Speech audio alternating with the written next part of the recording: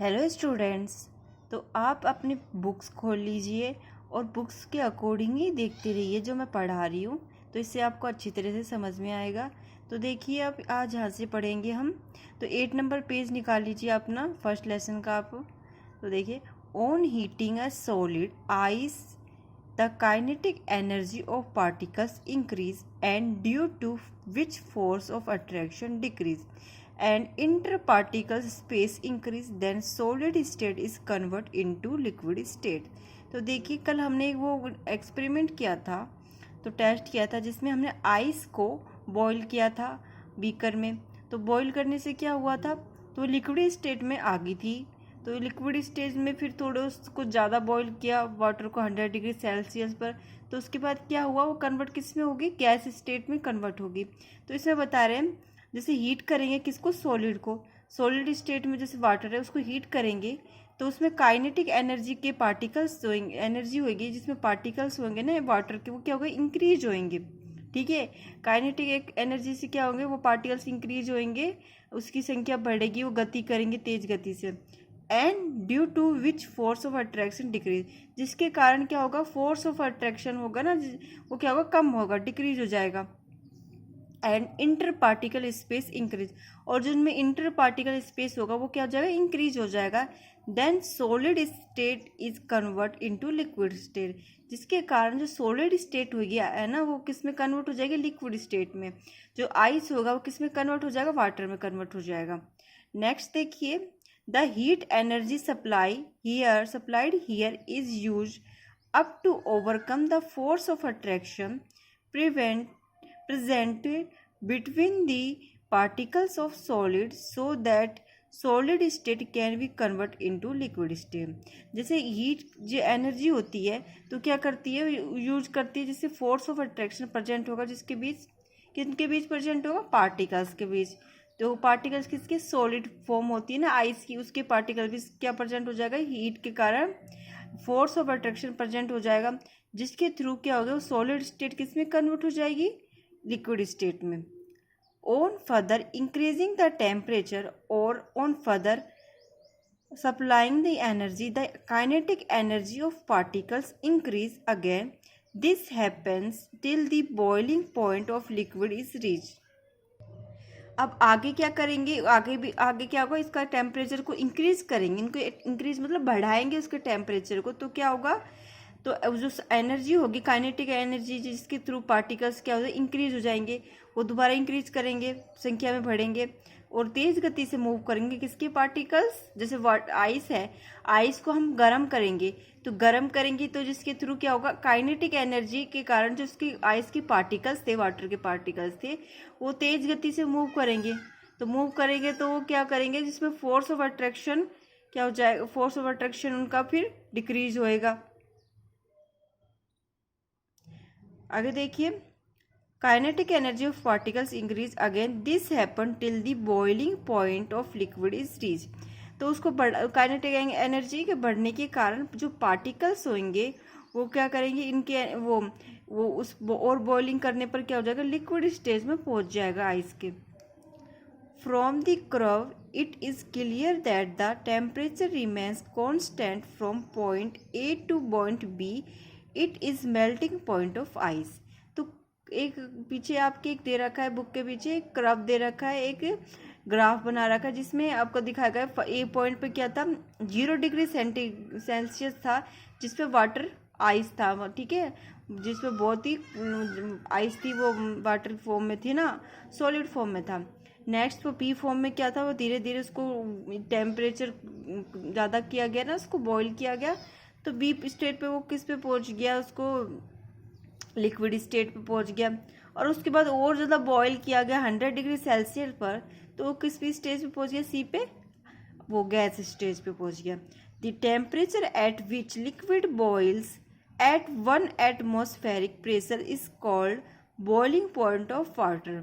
जैसे टेम्परेचर को और ज़्यादा बढ़ाएंगे, जैसे और ज़्यादा बॉईल करेंगे, जो एटमॉस्फेरिक प्रेशर कौन होता है, जैसे वायुमंडलीय दबाव होता है जो हमारे आसपास जो एटमॉस्फेयर होता है ना, उसमें प्रेशर जो ज़्यादा बॉईल किया गया उस वाटर को, during boiling of water temperature remain constant 100 degree Celsius, hence the boiling point of water is 100 degree Celsius.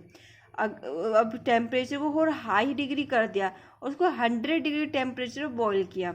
अब तो उसके बाद क्या होगा, बॉइलिंग पॉइंट ऑफ टेम्परेचर क्या लगा है, 100 डिग्री सेल्सियस।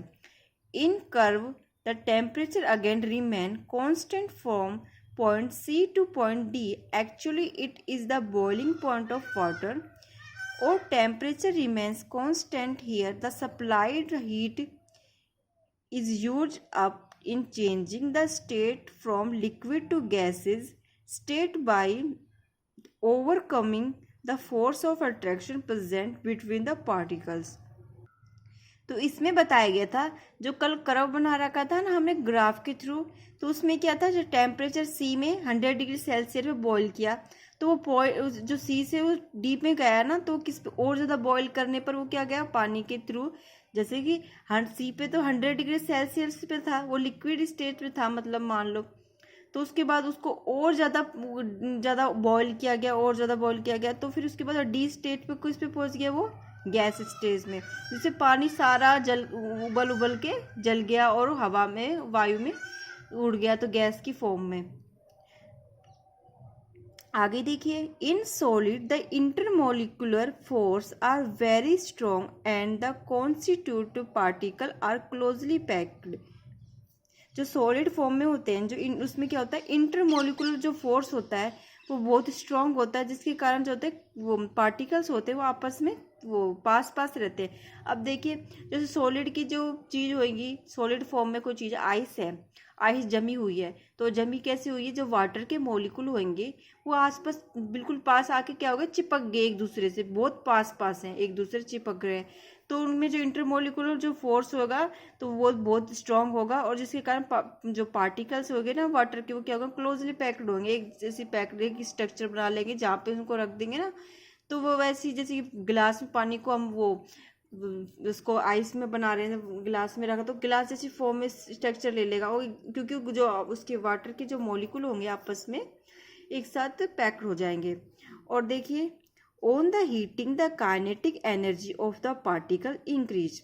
जैसे कि उसको गर्म करेंगे आइस को, तो काइनेटिक एनर्जी के एनर्जी होगी ना, जिसके थ्रू पार्टिकल्स क्या हो जाएंगे, इंक्रीज हो जाएंगे, उसकी संख्या में बढ़ जाएंगे और पार्टिकल्स मूव करेंगे। अब सॉलिड फॉर्म में क्या होंगे, पार्टिकल्स एक जगह इकट्ठे रहेंगे एक जगह, तो वो क्या होंगे, एक जगह, उसमें काइनेटिक एनर्जी कम रहेगी, और जो उसको गर्म करेंगे तो काइनेटिक एनर्जी वो क्या इंक्रीज होगी, जिसके थ्रू क्या पार्टिकल्स मूव करेंगे, एक दूसरी जगह में जाएंगे। At this state, it becomes sufficient to overcome the binding force in the solid. At this stage, solid stays melting and the solid gets convert into liquid. तो इसमें बता रखा है कि इस स्टेज के थ्रू क्या होता है, सॉलिड क्या होता है, स्टार्ट जैसे मेल्ट करना स्टार्ट कर, मेल्ट मतलब पिघलना, तो मेल्ट करना स्टार्ट करता है, तो वो कौन सी उसकी फॉर्म चेंज होती रहती है, सॉलिड किस में कन्वर्ट हो जाता है, लिक्विड फॉर्म में कन्वर्ट हो जाता है। On further heating the particle in liquid gain more kinetic energy. अब उसको क्या आगे हम क्या करेंगे, उसको बहुत हीट देंगे, तो वो जो पार्टिकल्स होते हैं वो लिक्विड की फॉर्म के वो बढ़ जाएंगे, और उनमें काइनेटिक एनर्जी क्या होगी, और ज़्यादा इंक्रीज हो जाएगी। At a stage the kinetic energy of particle become so large that the particles are able to free themselves and the liquid state changing into vapors. अब देखिए, अब उसको और ज़्यादा हीट दिया जाएगा तो काइनेटिक एनर्जी और ज़्यादा होगी, लार्ज होगी, जिसके कारण पार्टिकल्स एबल होंगे, जो पार्टिकल्स होंगे वाटर के, जो उनकी क्षमता होगी क्या, लीव करने के, छोड़ने की उस स्थान को, जिसके कारण वो क्या हो जाएगी, गैस की फॉर्म में चेंज हो जाएगी। जैसे कि पानी होगा वो गैस की फॉर्म में वो चेंज होगी, उड़ जाएगा कहाँ पे, एयर में, तो फ्री हो जाएंगे ना उसके पार्टिकल्स। अब देखिए आगे, इन gases the particles are far away from each other and the particles do not exert any attractive force on each other. जो गैस के होते हैं, वो पार्टिकल्स होते हैं, वो क्या होते हैं, बहुत दूर दूर होते हैं। जैसे कि अब यहाँ पे आपकी शो कर रखा है, ये होंगे सॉलिड फॉर्म में पार्टिकल्स होंगे, जैसे आइस है, मानो उसके वाटर के पार्टिकल्स क्या है, इतने पास रहेंगे, तभी वो सॉलिड फॉर्म में रहेंगे, एक जगह इकट्ठे रहेंगे। अब देखिए वाटर लिक्विड स्टेज में रहेगा, उसको थोड़े थोड़े दूर पार्टिकल्स होंगे। अब उसको, और ये कौन सी फॉर्म होगी, उसको गैस फॉर्म होगी। गैस में पार्टिकल्स देखो कितने दूर दूर होंगे। अब जो गैस की फॉर्म में, गैस कहाँ जाती है, अब एयर में जाएगी, एयर में जाएगी, एयर के थ्रू क्या होगा, पार्टिकल्स दूर दूर मूव करते रहेंगे। तो कैसे रहेंगे, एक दूसरे से बहुत दूर दूर रहेंगे। अब यहाँ पे दे रखा है सॉलिड, सॉलिड को हीट किया है ना, और उसको ठंडा किया तो किस फॉर्म में चेंज होगा, लिक्विड फॉर्म में। और लिक्विड फॉर्म को हीट किया, कूल किया तो किस फॉर्म में चेंज हो जाएगा, हीट किया तो किस फॉर्म में चेंज होगा, गैस की फॉर्म में चेंज हो जाएगा। तो यहाँ पे कुछ आपके दे रखे टर्म्स लर्न करने के, जैसे याद रखने के। Do you know solid carbon dioxide, जो सॉलिड कार्बन डाइऑक्साइड होती है वो क्या कहलाती है, कॉल्ड ड्राई आइस। उसको क्या बोलते हैं, ड्राई आइस भी बोलते हैं। Gate convert directly into gases stage without melting under normal atmospheric pressure, that is why it is called dry ice। अब इसको ड्राई आइस क्यों कहा गया है, ड्राई आइस क्यों कहा गया है, इसको इसलिए कहा गया है क्योंकि ये कन्वर्ट हो जाती है गैस फॉर्म में विदाउट मेल्टिंग, मतलब बिना पिघले हुए गैस फॉर्म में चेंज हो जाती है। जैसे अपन वाटर हो गया, वाटर को पहले हम लिक्विड फॉर्म में लाएंगे, इसको मेल्ट करेंगे, फिर उसके बाद गैस फॉर्म आएगी ना। लेकिन जो कार्बन डाइऑक्साइड होती है वो क्या होती है, ड्राई आइस इसके लिए बोलता जाता है इसको, क्योंकि वो डायरेक्ट सॉलिड से गैस में चेंज हो जाएगी। आगे देखिए, certain substance like naphthalene, indigo, iodine and camphor on heating get convert to vapour without passing through the liquid state. The vapour on cooling give crystals of the pure solid component. तो ये और substance होते हैं, जैसे ये chemicals हो गए, naphthalene, indigo, iodine, इनको हीट किया जाता है, वो किस में कन्वर्ट हो जाएंगे, सीधे गैस में कन्वर्ट हो जाएंगे ये भी, और थ्रू द लिक्विड स्टेट को पास करते हुए। The process by which a solid on heating get converted to vapours state without passing through the liquid state is called sublimation.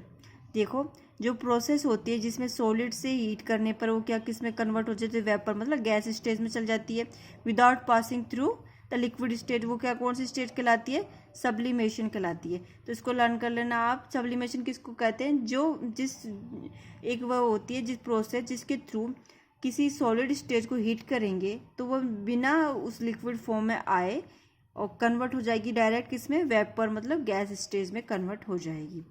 The process by which the vapor of a substance get converted into solid without passing through the liquid state is called desublimation or vapor deposition। जो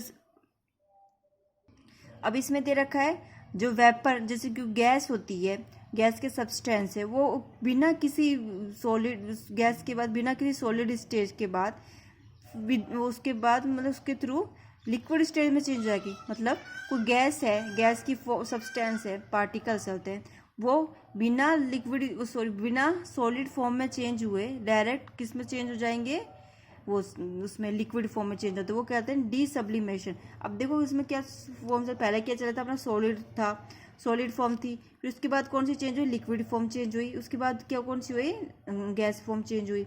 अब इसमें direct क्या convert, उसमें उल्टी form देखो, मतलब gas से पहले किस में जानी चाहिए, उसको लिक्विड फॉर्म में जाना चाहिए, लिक्विड से किस में जाना चाहिए, उसको सॉलिड फॉर्म में जाना चाहिए।